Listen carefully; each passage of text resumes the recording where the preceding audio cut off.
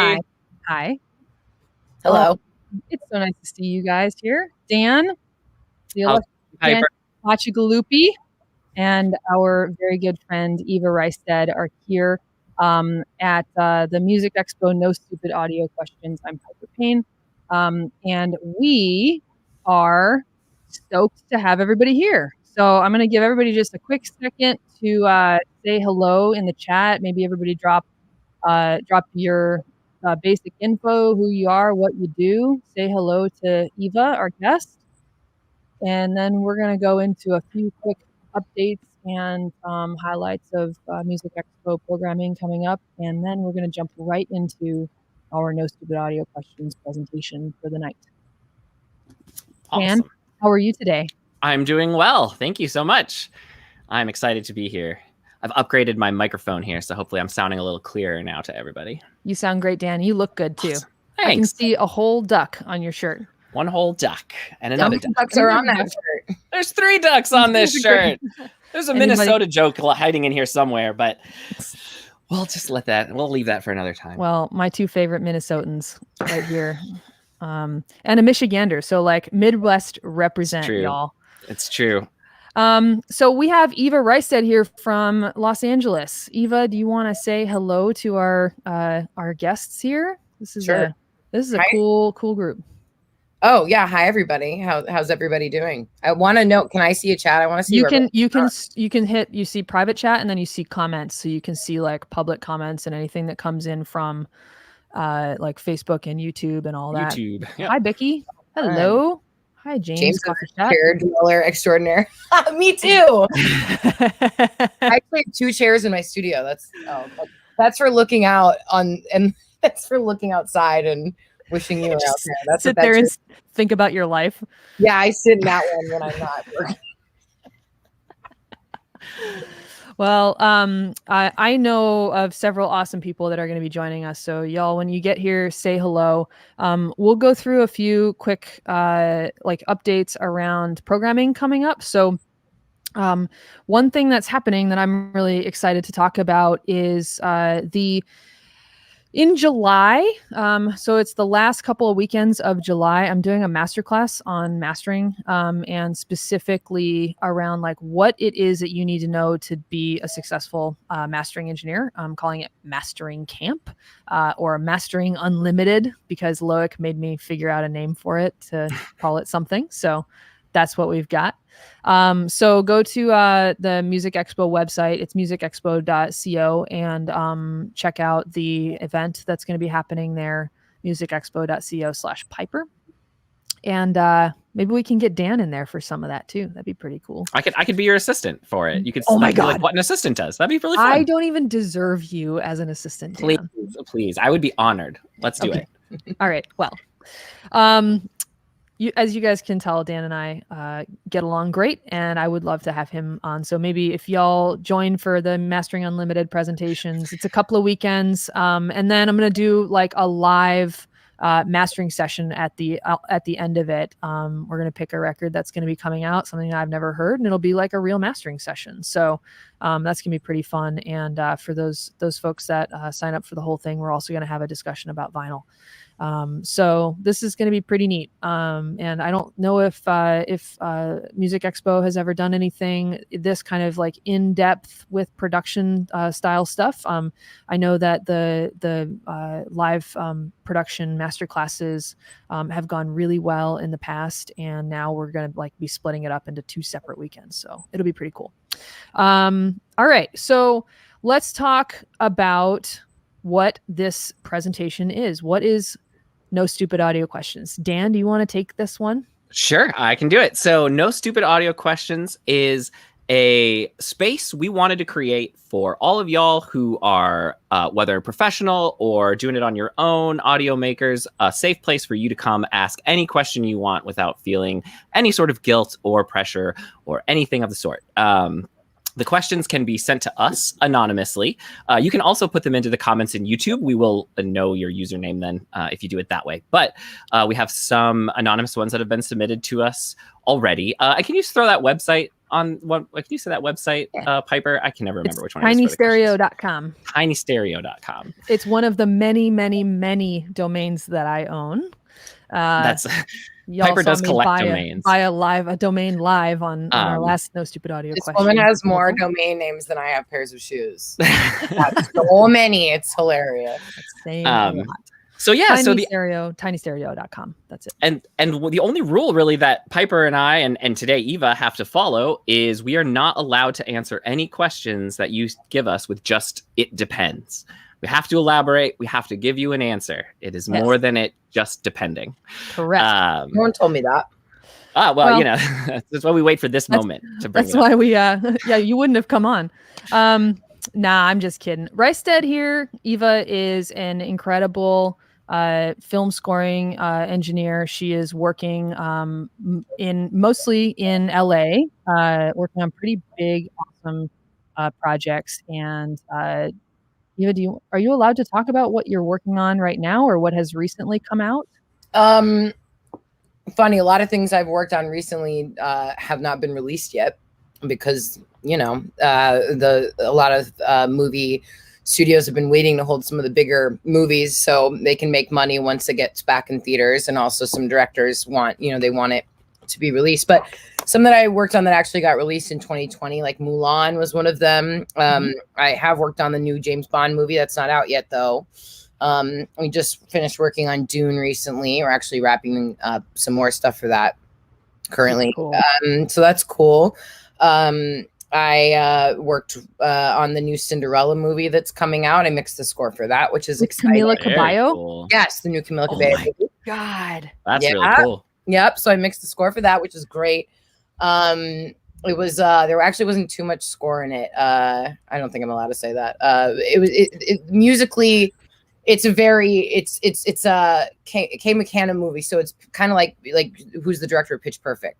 So it's very cool. A lot of singing, lots of songs, which is amazing. And then the score is just beautiful, kind of in between, which is great. So that was fun. And then in between that, I work with artists, and I work on a variety of things. I'm someone who you can kind of call up. Maybe like this afternoon, I'm printing stems and exporting things for people, and people will call me for sessions if they're down the street. And I was like, sure, come on over and we'll work for a couple hours. And so I'm pretty flexible, and yet at the same time, people say I'm pretty much never available.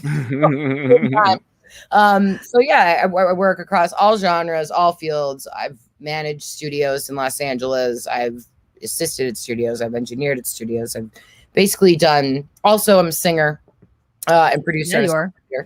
So I've sung on scores, sung on people's songs, on records and stuff like that. So I sort of do the whole scope. I've been in a lot of situations, most all of them at this point. That's amazing. There's one particular artist you're working with right now. Are you allowed to mention who they are? Who, Madam Gandhi? Yeah. Yes. I mean, I post on Instagram with her all the time. Madam Gandhi. Kieran. Yeah, Kieran is an amazing artist. She's really, really fantastic. Not only do we have tons of fun and we get a lot done most of the time, she's actually become someone who I really like and really relate to, and we get along really well. So whenever I work with people, I like to form kind of like friendships and bonds with them. That's like the best part about our job, because we're doing stuff we love to do, Yeah, be a bit different if you're working at the DMV, maybe. So yeah, that's long story, very long, what I do. That's awesome. Yeah. Really, really glad to have you here, Eva, and thanks for joining us. Thanks. Are you still printing stems right now as we speak? Probably. No, I just exported some live mixes from a string thing because the artist wants to hear what passes I have in the session. So I have a session open, but it's not. I'm not working currently. I can take some time off. That's actually a great segue into what I think should be the first question of the day. Okay. What do you think? Can we dive into the questions, Piper? We got it because we only have like 49 minutes left. Oh, no. And if this was the DMV, it'd be closing. So we better get on it here. That's true. And we still have 3 hours left to wait. So this question is a technical question about exporting tracks. And the question is pretty simple. So it might need a little explanation or extrapolation on it. But after recording my tracks, what format should I export to use for mastering or sending to a producer or artist? So what format? What should I deliver as an engineer? Okay. That's a pretty big it depends. No, you can't say that. It's so hard, right? Like you want to say it every time. No, it's okay, in the event that it's let's say it's a straight ahead like 10-song pop album. I got this. Well, let's say across the board, whenever you export something, a lot of people don't do this. I personally, it's good to have a conversation with who the files are going to. I always like to do that. 48K is kind of standard. The sample rate that people like to work in. You can go higher, you can go lower. Some people go at 44.1, but a lot of people work in 44.1. A lot of producers do. So for me personally, for mixer, like when I'm a mixer, I'll always kind of like take stuff and make it 48. If I'm getting stuff, I'll record it 48 always. And then if I'm giving my recordings to a mixer, I'll give them 48K. In film, a lot of the times we'll actually have 41K, what we call stems or a prelay or a synth master, which is basically all of the synths and the percussion, all program stuff, right? So it'll be 41. But then when we actually want to record an orchestra, we're going to be recording at 48, right?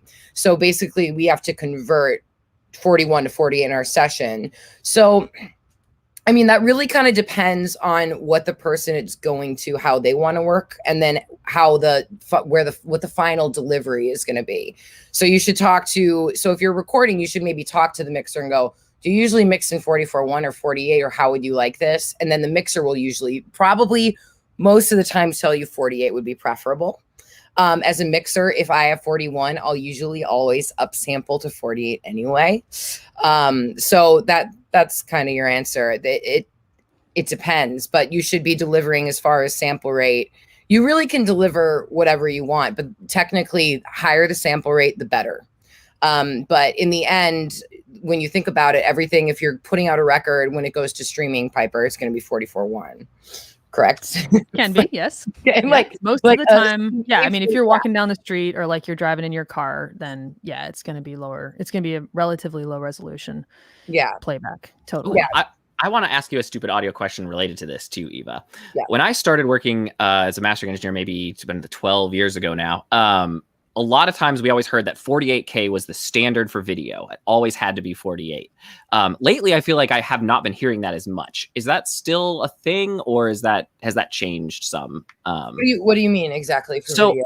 Like back in the day, I had heard like all DVDs are authored at 48K, and so you have to deliver 48K for something that's going to be used on a DVD specifically. Yeah, I heard that a lot too. I'm not like, we generally deliver to dub stages, and I do believe their stuff is generally 48K. They're always like the dub mix. The dub mix is 48. From what I've experienced, very rarely are we delivering 44.1. I'm not part of that final. I'm not usually part of the final package when they're on there and mix the whole movie together. But for music, we typically will deliver that. But yeah, and it's interesting, in certain cases, some movie studios actually require you to record at 96K and then deliver 48, which is crazy. So it's a little weird. Yeah, I mean, I don't know if it's, I think maybe they're trying to foresee maybe the future, like way down the line. Maybe. Yeah, okay, that's interesting. At 96, like getting the best of the best, but I'll tell you what, like our orchestra recorded at Abbey Road at 96K. Yeah, so, yeah, no, definitely. No reason to short them on sample rate. Yeah.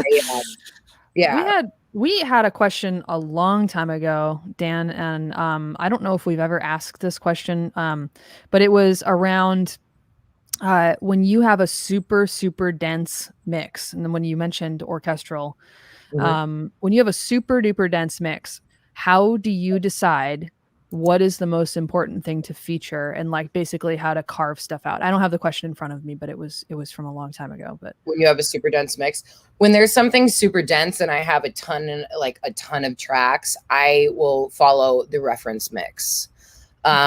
Always, right? And was this a film question or was this a pop question? It was around like super high track counts. Like when you have a ton of stuff going on, how do you know what the most important thing is?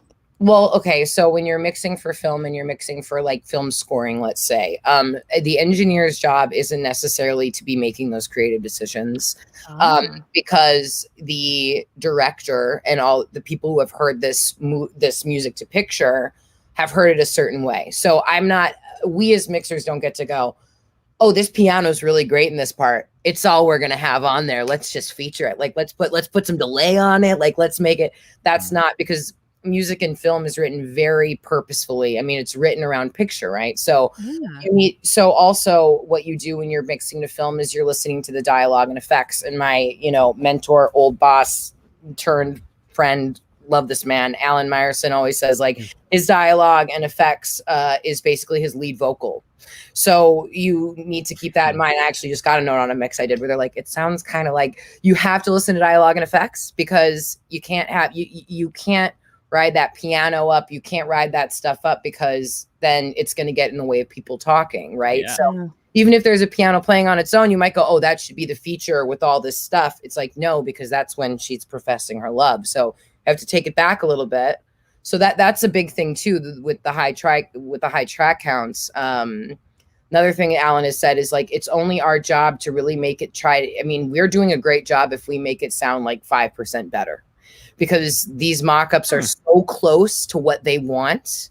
It's our job to just make it wider. Like, we're not trying to rewrite the wheel when we're mixing that. So that's kind of your answer with high track counts. It's like, really, sometimes half that stuff in these dense sessions, the orchestra will have a template that we use for the whole movie. It's like, that's the sound. But even then, the orchestra can't be the loudest thing. You still need to hear all the elements. So it's kind of a balancing act of making sure it's just a lot, maybe bigger, wider, and in surround. Whereas maybe when you got the track, it was just like a million stereo tracks. Wow.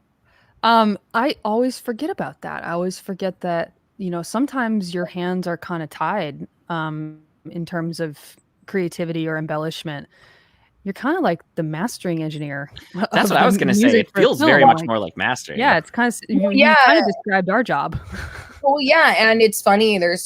Sometimes there's scenes, sometimes you have to get in there if it's a big action scene, right? And there's cars and it's so loud. You're like, what do we do to push it and make it like, how are we going to get the music to cut through, because it's just like sometimes dialogue and effects, it's just like those car scenes, it's like, and you're like, how do we get, like, how do you kind of have to find tricky ways to sometimes balance against that.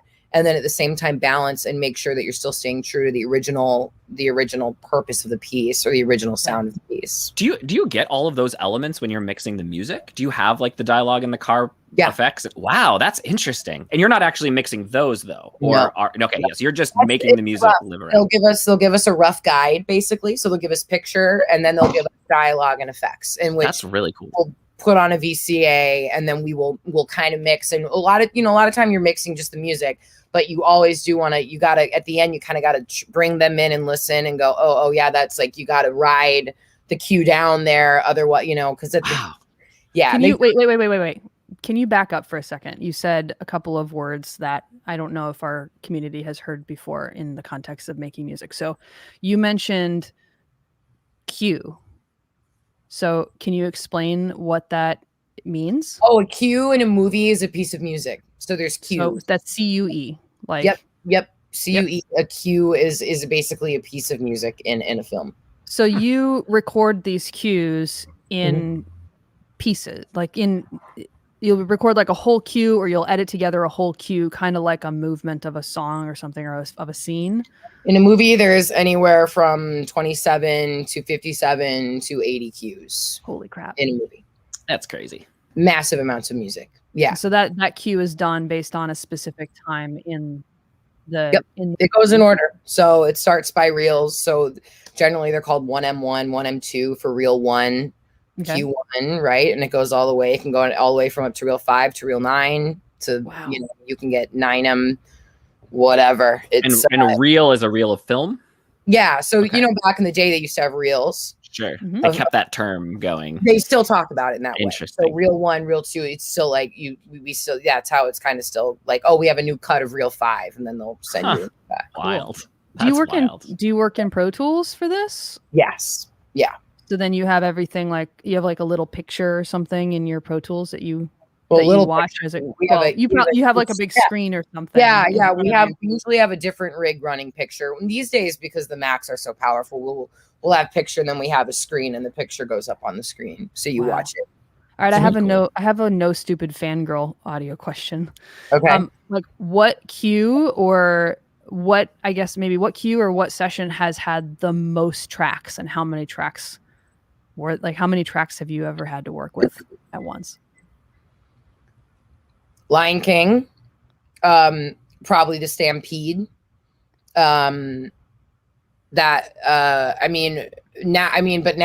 It's so funny because now it's now with folder tracks get hidden.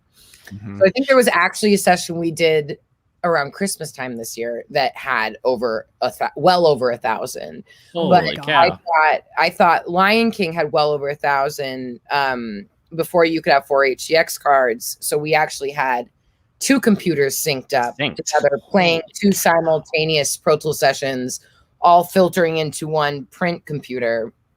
And that was like the Stampede from Lion King, that infamous that was probably the biggest, in my opinion, because there were choirs recorded all over the planet, actually Africa, and the track count seems super high, but you have to think about it when we mix, like we don't use all the microphones all the time, and we use templates, right? So we can actually, it goes pretty quick, even if we deal with 500 or plus tracks all the time, but you have to keep in mind half those tracks are reverbs, not half of them, but that's still insane. Like, that's crazy. There was a time that I thought 6 tracks was too much to deal with.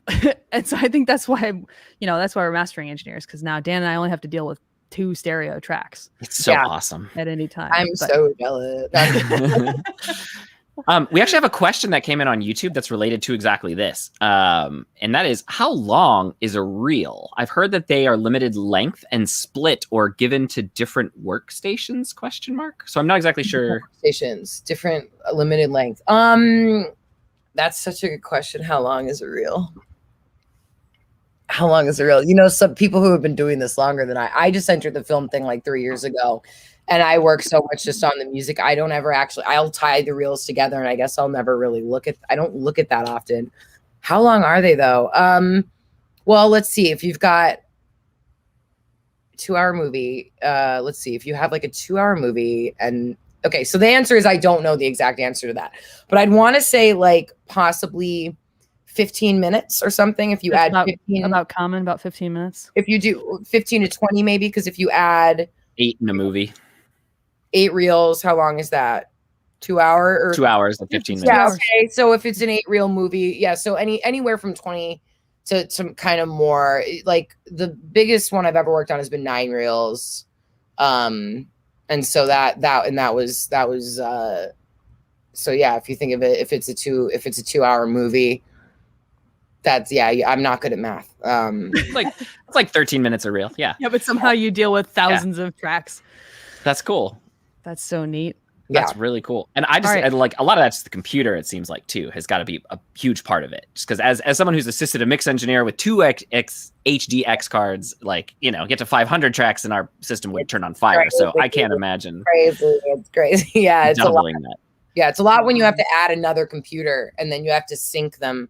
So when you hit play from one, everybody from both computers are working together. The both sessions equal one mix session. It's crazy. It's fun. Nuts. It's crazy. Yeah. I'm looking through. I feel like we had a couple of other questions related to composing and scoring. Oh, okay. Here's a good one. All right, Eva, you mentioned that you've only been doing this for 3 years, which blows my mind because I feel like I've known that you've been doing this a lot longer than that, but you have also killed it. Even if it is only 3 years, like you've absolutely killed it. You've worked on some of the biggest projects that have come out recently. So here's a question. How do you get a start in the world of film scoring? Let's keep rails around it for like audio and what you do. Like, how did you get started doing what you're doing? You know, for me, it was actually kind of by chance. I'll say what I did personally, and then I'll say what I'd maybe do. You know, I would find composers, possibly like look for composers. I actually met an engineer at my old studio I used to run, and he said, "Do you know Pro Tools?" And I was like, "Yeah, I know Pro Tools." And he's like, "Are you good at it?" And I was like, "Yeah." Little did I know then. Yeah, okay.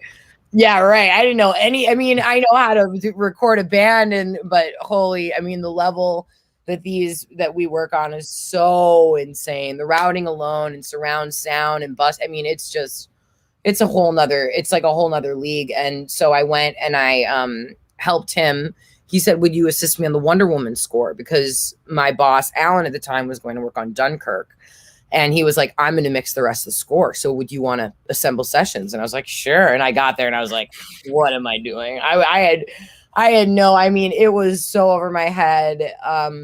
It was a lot. So, and then I just kind of kept at it. And then I was kind of in and out of the studio. And then Alan Meyerson needed an assistant and my friend recommended me. And so I kind of started working for him, and I was even then still freelancing, but I do projects with him. And then we started really working. He got really busy and we did a lot of movies together, like a lot in the last couple of years. And then, so that's kind of how I got my start and got into it. And I mean, I love it. I love, like, there's nothing I love more than sitting on a scoring stage and like watching the picture and like an orchestra. I mean, like film music is just like pop orchestra music. So that's why I like love it. But for people who are trying to get into it, I would, you know, I would look up your favorite composers. I would study the music. I would look for studios and such that maybe do this kind of thing, like Remote Control Productions is like Hans Zimmer's studio out in Santa Monica. Like you can hit up these studios all the time and ask for internships. And you know, a lot of people are actually more interested in composing. So it's actually like if you're good at right now, there's actually a big need for, once you start mixing, needing like a good assistant who can actually assemble sessions because of the size of it. It's not like a record where it's like 5 songs and you can just put it together. These movies have so much going on, from the setup of 30, 40 cues that you have to get done in a week, right? That's a lot. Like that'd be a whole 2 days if you were doing it. So if you're good at that kind of stuff, I would just kind of maybe browse around online at different scoring mixers that are out there right now. And then I would kind of just hit them up and ask if they need help. What is a way to get what are some pitfalls? Like I want to make sure that anybody that's going to be hitting up people for this kind of thing know what not to do as well, and how to be really careful not to get fired. Pitfalls. What do you mean? Like what not to do? I mean, I would say one thing about film scoring is that it's very niche. It's a very niche thing, and that's why there aren't a lot of huge film scoring mixers. You know what I mean? You probably don't know. You don't know a lot. You probably can't list off a ton of them. Like Alan is one of them. But if I were to list off a bunch of other ones, you probably wouldn't know who they he's the only one I've ever heard of. So. Yeah, right. He's Leslie Ann Jones is a big one. Oh, Leslie Ann Jones too is huge. Yeah, and runs Skywalker. And Dan Thompson. I mean, yeah. So, I mean, and there's, I mean, right now, I mean, Greg Hayes is one. I mean, and then I have a bunch of, Scott Smith is great. Chris Vogel is great. Did Bennett.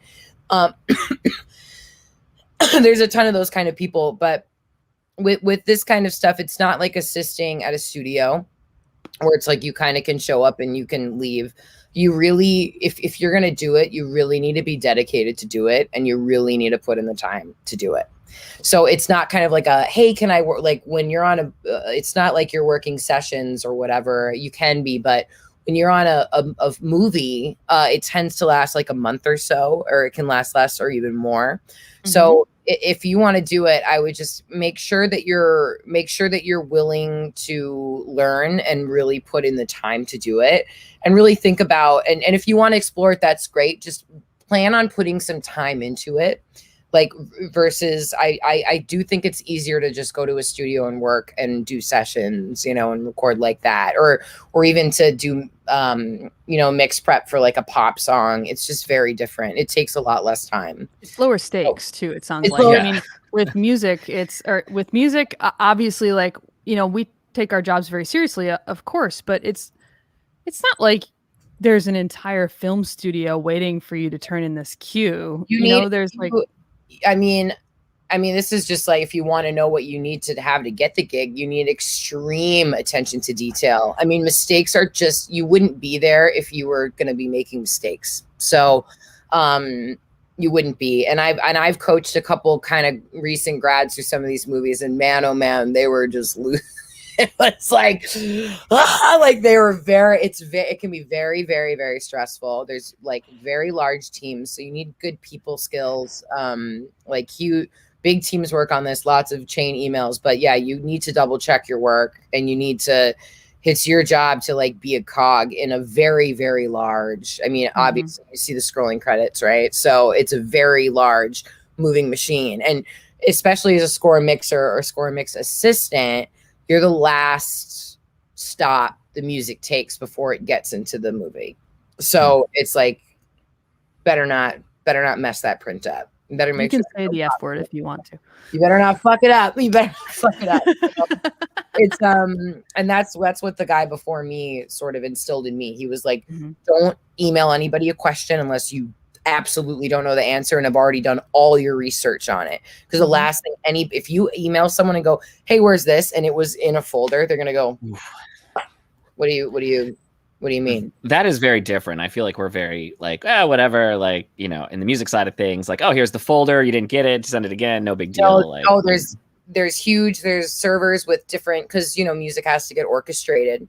So all the cues, I think one time an assistant, we on the server moved a cue into we have these grabbed folders, right? So if you're an orchestrator, once you grab a cue and you write all the music and it gets printed out for the whole orchestra, you move it to the grabbed folder.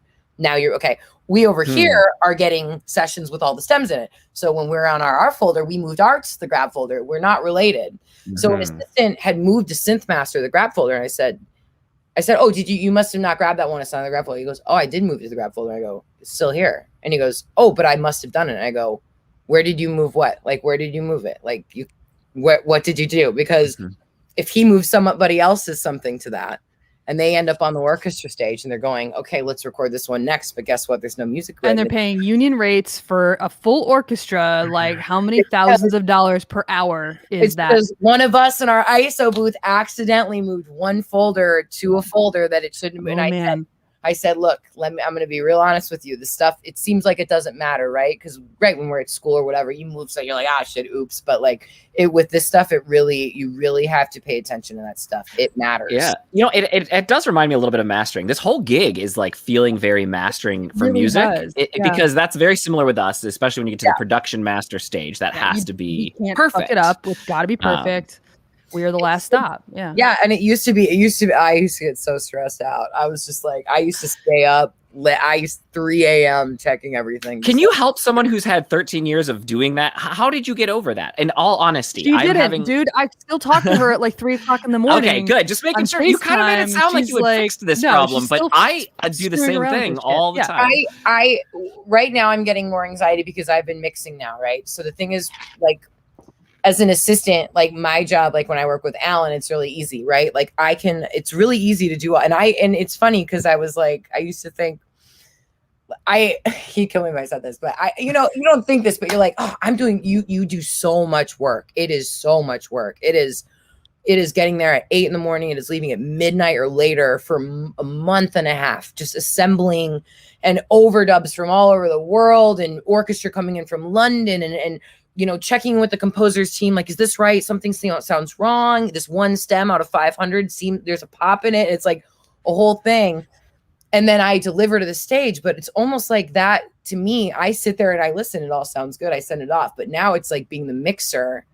I'm not when I'm not in that part, I'm getting even more anxiety because I'm like, I'm not holding the final delivery anymore. So I used to be in control of that. Like even on my last assistant, like he printed everything, but I stayed up like an extra 5 hours opening everything and re-listening. Double checking his work. Oh man, I would like, dude, I can't let it go. Not yet. I just can't let it go yet. my worst nightmare would be having Reistad mad at me. I think I've just figured out what my biggest fear would be. Yeah. And I told my most recent assistant, I said, I cannot double check my work, but you can't not double check my work because if I don't double check it, it's my fault. I'm fine. I'll take the heat. But if you don't double check it and I have to take the heat, then we're gonna have a problem. Like I you know what I mean? So I'm ranting. Are there more questions? Oh yeah, I have a question. I have a question for you. And then yes, we actually do have more questions. But so this is all sort of related, I think, too. You've mentioned several different types of stages. A dub stage, a scoring stage. You haven't said the word gain stage, but what are these different things? Can you explain for the terminology for someone who's never heard this before? Sure. I mean, a dub stage is a stage that Eva, you can't use the word in the definition. A dub stage is wait, what did I say? A stage. The stage. So a dub stage is where they mix together the whole movie. So they mix together dialogue and effects and the music. So there's like a stage is not a physical stage. It's like an order of operations. No, a stage is a place. Oh, okay. See, I didn't even know this. Is it a dedicated kind of studio of some sort? It is a theater. Yeah. So they mix a dub stage is a theater. It's a movie theater. With three, you see them on, you see them three consoles, right? An Avid. Yeah, you always see an Avid. Always an Avid icon that's like 9,000 channels. Or like 5 S6s, or right? a bunch of old Euphonics or something. Yeah. So a dub stage is that. It's a giant theater that they mix in, and they're mixing in that theater. So, it sounds like you're in a movie theater, like they're mixing it there. So that's how they mix it, like it's a big room. And then a scoring stage is also a place. It's essentially just a studio, but it's a massive studio. It's giant huge, like giant, and that's why they call it a stage because that one is a stage. Yeah, it's pretty much a stage. It's like absolutely ginormous. They have a monitoring guy, a monitoring engineer. They have techs on this. I mean, it's a whole situation. So that's where they put like the whole orchestra. Yeah, to do like the Titanic score or something. Yeah, cool. Mm-hmm. That is cool. All the scores. So yeah. We got for Lion King, they actually did this thing where they wanted Hans, they had people come in and sit. And like people who were like internal come, and we sat on the stage and watched the musicians play to the picture because he wanted to see how it affected their playing. So there's a screen. There's a screen as well, like that you're all watching. Okay. Yes. Which some stages they do still have it and some they don't now. Because they don't want to affect like the playing. But like sometimes they leave it up because it affects the playing, like if it's sad. But they'll have it playing giant. So even sometimes it's also so that the conductor can be watching it and so yeah. So it's really fun because you get to like watch all of them and you get to watch the movie with it. And you're like, so sad. That's crazy. Yeah. It's fun, right? It's really fun. I think too, both of Piper and I have recorded orchestras a lot, especially in college in the past. So we're just like super fascinated by this. I feel at least I am. I miss it. It's making me miss that a lot. It's great. It's really cool. I haven't obviously ever worked at Skywalker or anything, but I've spent enough time at the Skywalker scoring stage to know exactly how much goes into a production like this. Like I've witnessed scoring sessions before and watched setups and stuff, and it is absolutely an insane process. It's really cool. Yeah, can't even imagine. Plus people behind the scenes alone, 30 plus, like someone there with a printer ready to print off like all. Like they're always making changes to the scores and stuff too, so they'll like pass out new versions of the score to all the musicians, and it's like there's a whole librarian system and everything. There's a library, there's stage techs, there's someone writing there's a monitoring person, like there'd be for a live show because they go, the click, we need to ride the click up there, so they'll be in really loud parts they're playing. If you got the metronome or the metronome so that they can stay in sync every single time with every single take, right? Do you so map cool. like a tempo map across the whole film or anywhere that there's music? Wow, Oh yeah. that's So crazy. there's a MIDI map for every cue. There's a MIDI map. Who does that? Well, the composers write it, and then I don't know. I know a bit about it, but it goes. What does it go to? It goes to an orchestra. It goes to. They export their MIDI, like their MIDI stuff, and then I think what the orchestrators do is that they are the ones who actually then put it into sheet music, right? Mhm. So they have it, and they end up actually like writing out the parts. And sometimes, they have to actually kind of like split the violins or that whatever, because a MIDI sound is just a bunch of violins, right? Mhm. So then it's up to them to go, well, how many violins? And they're like, oh, it's going to be a 6-5-3. It's going to be like basses 5-5, whatever. And they end up splitting it and writing all the music out. And then they basically mock it all up. They like do a demo, like a big mock-up in MIDI instruments. the composers do, yeah. Yeah, the composers do that, and they make sure that that's all going to work. Do they clear that like with the director and everything before they actually go in and start paying union rates to all these people? Of course. So Okay. they write the music. The director needs to approve the cue, and then you start recording. So the movie's already made by the time the composer's working on it, and then the composers get new cuts turn around, so they have to do what we call conforming. So they'll have to conform the cues sometimes to they'll conform it to the new picture, because like if you cut out a bunch or cut something and then your big hit isn't on the kiss anymore, then what are you gonna do? You gotta remake that. So they'll cut, and then so they usually try to get made, like, I don't know if this is for sure or not, but because some movies I've worked on, the picture turns around so much after we've recorded it, and that's why there's a music editor on the back end. So just correct stuff. Yeah. So our stems go to music editors, and then as more picture gets turned around while they're dubbing and whatever, the music editor is the one running the stems and like cutting the stems and putting them all together and everything. What do they do if something just doesn't match up? It never. What do you mean?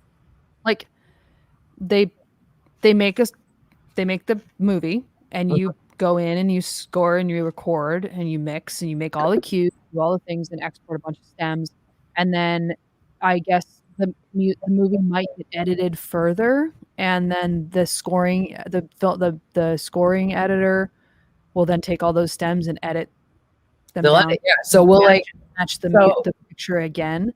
Like, what happens if you have a piece of the movie that like now doesn't have the right score or sound? Like, you can't go back in and re-record the whole orchestra again for that one like 20 seconds. You can cut it with stems. That's why we provide stems. Right, but okay. What if it doesn't work? It always works, Piper. No, I'm just kidding. No, in theory, when they're this is why I would be terrible in this. Piper, in theory, when they're that close, they're not just going to take one scene and like put it over here or cut it out. That they get it as close as possible before you start scoring. You know what I mean? When they start scoring, they're not like, when they're done scoring, they're not just going to like add another scene in or like it's like by then it's pretty much like, well, and I don't have enough experience to say that hasn't happened, because I'm sure that has happened. But also when scoring is over, that doesn't always mean scoring's over. You sometimes go back. So like for Mulan, we scored, we mixed for like a week or two, and then we went back and scored more. And they actually did end up adding more music, like some different music actually that the director wanted. So it was like, or they'll call more. Sometimes they'll call more sessions. Have you ever worked on a movie that didn't come out? Like just didn't come out at all? Yeah. Why? Like, because they were like, we're not releasing it. For some reason. It's like they stopped funding it, or they just decided not to release it. Not yet. No. Okay, I'm not putting energy into it. I just wanted to know. All right, we have another question here from James. Does the score mixing happen after the sound effects and ADR? Is it the final process? It's not the final process. Everything, the dub mix is the final process. So we're one of the final processes going on. I don't really know what's going on in that world when it's going on. That like where they're recording ADR. ADR stands for Advanced Dialogue Recording. Automated dialogue record replacement. Yeah, automated dialogue replacement. I'm not quite sure. I think that process happens throughout the cutting of the film. when I say I actually really don't know, I don't. I can take a guess, and I'm sure my guess is probably semi-correct. Easily text a friend who works in ADR and go, oh yeah, we're usually working on ADR like throughout to the last cut, or maybe they're done with ADR. But sometimes when we're mixing the score, they're reshooting. So if they're like, if we're still mixing stuff and they're actually, oh, we're doing reshoots right now, that means they're like, you know what that means? That means that they might have ADR going on, and they might be recording some ADR because they have reshoots. So because ADR happens, you know, whenever you can't capture a mic well, and or whatnot, or when they're like shooting the scene live, and like maybe there's a bus goes by or something, you can't hear like the important thing that Tom Cruise just said. So yeah, exactly. He has to come back in and when he's hanging out of the helicopter over his thing. Yeah. Yeah. So yeah, I mean, you know, so ADR is to capture, you know, a lot of moments. There wasn't a guy with a boom also hanging out of the helicopter? No, well, he got stuck in the rotor blades, and it was just the whole take. Interesting. But yeah, you know, Tom Cruise does his own stunts, but I don't know if the boom operators. Tom Cruise holds his own boom too. I heard that.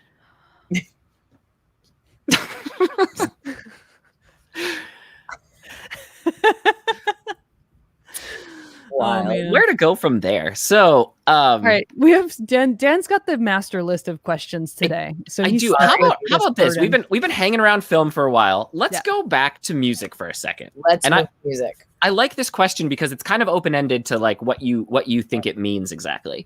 Okay. But how do you, because you've mixed a lot of music as well, like you were mentioning, how do you place an acoustic guitar into a complex mix? Oh no! Without it, come back. No. Without it sounding flat. How do you make an acoustic feel lively in a thick mix? I'm gonna tell you this. If your acoustic guitar sounds flat, you recorded it wrong. Because acoustic guitars are so annoying. It's so funny. I know this is so funny that you bring this up. Whenever I'm working with acoustics, I'm like, God, people just use acoustic guitars like sprinkles on a cake, and they're like, add some sprinkles, even though it doesn't need it. There's a few different ways I do it. There's a few different ways I use acoustic guitars. If it's a really dense mix, I will cut out the low end and I will leave it high end only. And I'll use picking, and I'll also try to get harmonics out of it. Like, so I'll use the kind of the high picking, but try to keep some of like the melodic stuff that's in there. Not only get transients. Yeah. The way you can do that obviously was with an EQ. I'll often roll off a lot of the low end, and then, you know, you can use a compressor. You know, a lot of people like sometimes I'll use like LA3As, don't judge. I'll use that. Oh no, those are amazing. I love those. Yeah, they're great. They're good on guitar. One more than a 2A, right? So it's just better. Exactly. Yes. I'll use that, or I'll use a DBX 160X on those. You know, just a little bit more control, and I'll oftentimes take off the low end and I'll smush them. You know, I'll kind of just squeeze them in wherever, right? So that's one way I will get a guitar to sit in the mix. When it's a little bit more of the featured component and someone's just not throwing it on because they said, hey, we need an acoustic guitar on this track. I like to generally record with a ribbon microphone, because I find that sometimes, for me, honestly, mixing acoustic guitars is hard sometimes. So I do like to use a ribbon because that prevents grabbing all those like hard, really high frequencies. It often, like, what was the one I used recently that I was like, that was really great. Like if it's a guitar that they haven't changed the strings in ever, that's where that really comes in handy. If it's an old guitar that's really kind of strummy, really transient, but not in a great way, I'll use like an R84, which is a nice one to do that. Or you can use like an old RCA, is really beautiful. And then I'll also pair that with like maybe a condenser a little bit further away, and then also like a pencil up on the neck. And then I'll kind of use all those things to kind of like, I'll kind of mix all those things together. And I like to grab that many mics on a guitar because of my philosophy of acoustic guitars, that I hate them. James wants to know if you use them for firewood. Acoustic guitars? No, I don't. I use old hard drives. It burns so long. So no, Christian, there's a lot of ways, but I want to say this. When you're mixing in acoustic, it's like, for me, I always have to talk to the artist about it. because I do have that thought on it. So when we start mixing, I go, what is this acoustic doing? And what do we want it to do? And they're the ones who are going to go, oh, I want it to be a thing. Or they're going to go, oh, it's just kind of set. And that for me is going to always be a big determiner. I'll put it in a room reverb. I'll put like a little room around it, so it's not up in your face. And then I might put a longer reverb on it too, to set it back a little bit in the mix. Yeah. Christian wants to know, do shakers and such get the same treatment? So I'm guessing he's asking about like fast transient things. The more a percussive acoustic guitar. Yeah. Shakers, I usually never put a compressor on. Although I will sometimes squash them. With shakers, I always roll off the low end, always. Unless it actually requires, unless they're sticking out too much, then I'll roll off the high end. I think it really just depends on the song, you know. Like if you're working on folk music, like the shaker doesn't need to have that. It doesn't, like if I'm working on something folky, I'll kind of maybe roll off the high end on it. But if you're working on something Latin or a little bit more worldy, then shakers are kind of fun to have, like that upper frequency. But they don't generally need compression. If anything, they just need the transients tamed a little bit. So that's what I'll use it for. But I never use it to bring anything out of them, actually. So yeah. Awesome. Reistad, you have so many good advice bits. This is so good. I'm glad. I want to see if, we have a really engaged audience here. Does anybody have any other questions? You can feel free to ask here or ask at tinystereo.com. Yeah, I think we hit most of the Tiny Stereo ones. We hit some of the newest ones, which is cool. We got a lot of our newer questions answered. Dan, you have the master list. I do. I need to expand it here. Okay.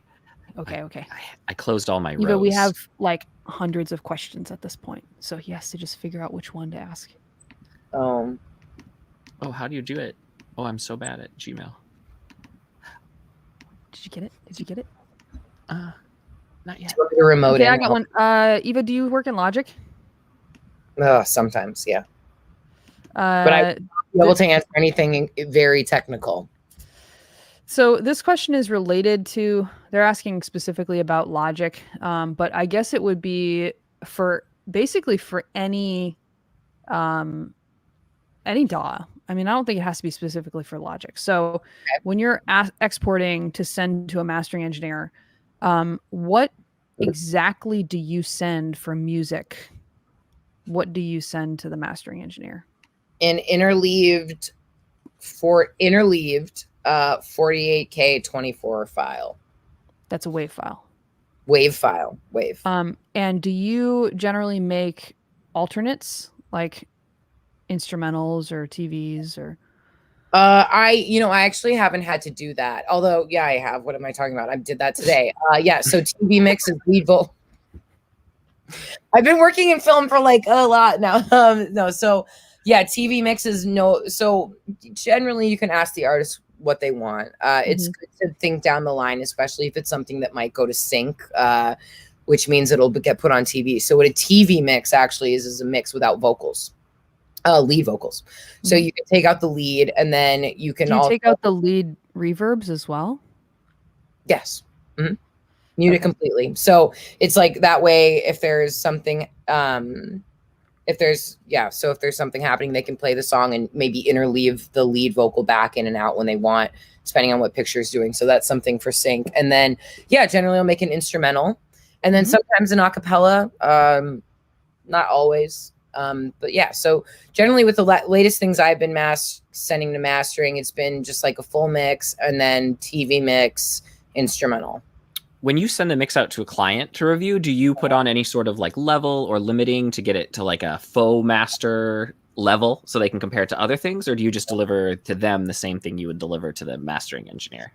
Oh, that's actually a conversation I've been having the last couple of weeks. Piper made me take a limiter off. I did not make you do anything. I said, send me one without. But it was squash. So I'm actually working on that. I've started this new thing where I'm doing my double bussing. Some people have two mix buses, right? Where they're mixing into, I don't ask why or what. I started it like a year ago and I've been trying it, and sometimes it works and sometimes it doesn't. And with Piper, I was sending her some mixes. I was like, I don't know why. It's just getting so small. So generally I will have a limiter on it. And sometimes that is what I'll send to mastering, as long as it's not squared off. And if it is squared off, well, it depends on how it sounds, but you want to, it's preferable if it's not. And it's perfectly fine. Like last night, I mastered a track that they sent me, one with processing and one without. And the one with processing is the one that I mastered and delivered. Like, there's nothing wrong with that. I just want to know what the artist has been listening to. Like the one without processing didn't sound good. But in general, if you're mixing, and let's say like the artist gives you stems and they're hot, and now you've kind of like added stuff on, and you've added like a chain and it's a little hot, so you do take it a little bit down. In general, it's not a bad idea. And this is something I didn't do recently, which I would have. It's not a bad idea. And Alan actually told me this too. He will print like a mix that is a limited mix. Yeah, it has the limiter on it, so it's loud. And then he will print one that's not. That's a little bit more tame, less limited, to send to the mastering engineer. Because you can always like add loudness and limiting, but you can't subtract it once it's on there. Yeah. So I personally do it. I haven't personally done two separates. I don't want to get confusion. I don't want the artist to go, oh, was this, if they're really, I don't want them to go, oh, was this louder? Not like what's going on. So I'll generally just send them what I really think is the mix, and then I will send that to mastering. Which is great. That's a great way to do it. Yeah. We have a question about mentorship. And you already kind of hit on how to like get a job in scoring, but like, or being an assistant of some sort. But they're wanting to know what the real options for remote mentoring in the field of producing and scoring are. Oh, like remote. Like, yeah. So like maybe this person lives far away from LA, but like still wants to get into this career. I mean, I don't have an answer for that. That's hard. If it's hard to get seen when you're not in the room. I think developing a relationship with someone, especially a mentor, comes down so much to interacting with them in person. Unfortunately, I mean, that's just me. Like, because a mentor is more than just a boss. I've said that before. It's more than a boss. Like right now, like I used to work for Alan, and he was mainly my boss, and I learned a lot from him. But now I would say he's like become more of a mentor, and more of it becomes about the relationship and them, and you telling them what's going on, and them kind of being able to mentor you and tell you about situations. So I don't think it's impossible. But what I would maybe do would be start with an email and ask if you could do like a video chat with somebody, if there's someone you're interested in. But oftentimes like a mentor, like some mentors I've had in the past, I haven't gotten paid. I was just there to watch and listen. So it was like, that's why it's hard, I would say, to be remote, because what are you going to do? It's like, are you going to remote in and do a session, which is fine, but that's a lot of work for them to hook that up, to be listening. It's not the same. Yeah. It's not the same as being in the back of a room and going, hey, why don't you try to tune these vocals, see what you come up with? And you're like, here you go. And they're like, it's terrible. Do it again. And you're like, okay, it's quicker. It's quicker like that. Yeah, totally. Yeah. So Christian's asking, is having a mentor a better pathway than trying to go to remote? I'm not sure. I think that personally, everybody should have a mentor of some sort. I mean, even if it's not even the same field or the same discipline that you're studying or trying to build a career in, it's still someone who has had a little bit more life experience than you, is looking out for you and trying to help you find new opportunities, and also helping you to not make the same mistakes that they did. And I think that any human experience is relative, right? So even though, some of my best mentors have not even been mastering engineers, but it still helped me in my career as a mastering engineer. Yeah. Good point. Yeah. Cool, man. Hey, Eva, is there anything we haven't asked you that you think we should have asked you? I don't think so. I can't think of anything. What are you drinking over there? Oh, rosé. Oh, all day. Nice. Yes. It's normal whiskey for me over here, and probably Dan as well. It was whiskey. Yeah. Okay, so we are gonna wrap this up. because we usually do this for exactly 1 hour, and then we have a Discord. And maybe if Carmen or Zell or Loic could drop our Discord address into the banner, and we can wrap this up, and then we can all join the Discord if you go to the Emmy Lounge once you get to the Discord, and maybe Eva will hang out with us for a little while, and we can see some of your faces and hang with y'all and chat. This is oh look, we just hit 1 hour exactly.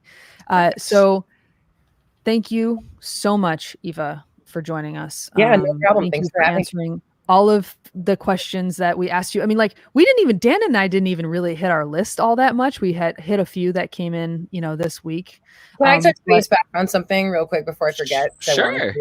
I was going to say there was that sample rate question earlier.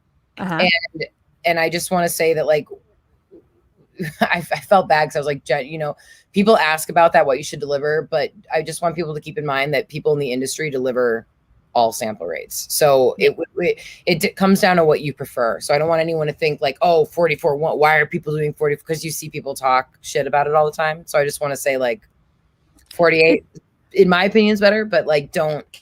Yeah. 44 ones. I mean, it's technically 48 kilohertz technically has more frequency inclusion of the frequency spectrum than 44.1 does, right? Yeah. And 88.2 has more than 48, and 96 has more than 88.2. And so it's whatever your system can work at, and the best thing to do is just deliver what you're working at and let the next person in line do the mastering engineer, because they might have better tools to do the sample rate conversion. Deliver whatever you're working at. That's what exactly. That's a good answer. So I wish I would have said that earlier. So yeah, Eva, thank you so very much. We will see you over on the Discord. Dan, my illustrious co-pilot, co-mastering engineer, bud. It was lovely as always. Has better hair than me every day. He has really nice hair. Thanks. And anybody that's going to NAMM in Nashville here, let us know. Hit us up. Eva, you're coming, right? I think. Yes, Eva's coming to Nashville for Woo-hoo! NAMM. And we are definitely all down to hang anytime. We're all vaccinated. But if we don't see you, then we will see you for our next music expo, and it will be a very special one. So make sure that you get over to us.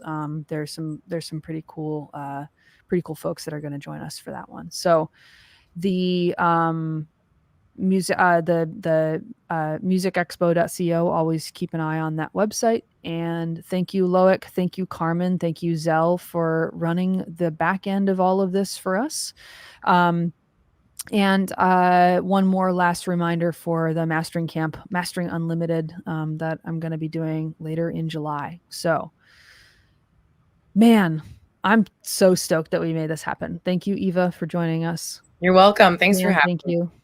Thank you. And we will see you all for the Discord in a little bit. And Loic says to add that there's an early bird 20% off for the Mastering Unlimited. Hit in early bird 20 for 20% off. That. Awesome. Yeah. Right on, guys. All right. Go refill your refreshments, whatever that is, and we will see you over on the Discord in like 2.5 minutes. Let's hang out. Okay. So it's the discord.gg/QD7SEJCE. That's us. I'm going to copy that link address right now, and I'm going to go put it in my browser and meet y'all over there. All right. We'll see you all there. And then we'll see everyone in a month as well. See y'all first Thursday of the month. Bye-bye.